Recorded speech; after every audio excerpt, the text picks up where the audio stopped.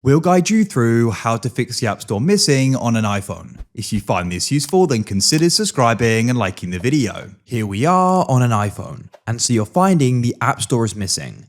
This is an annoying problem because you then can't go and download apps and get updates, and you can't go and use it.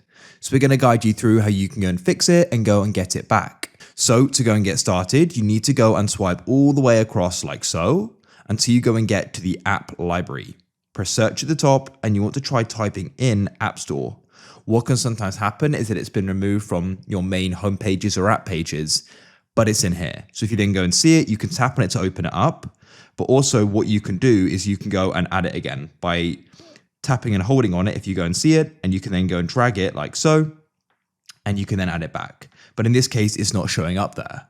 So what this probably means is it's been restricted. So go and open up the settings, scroll down, you need to go and find screen time, scroll down to content and privacy restrictions, and then what you need to do is go and find iTunes and App Store purchases and go and set this to allow.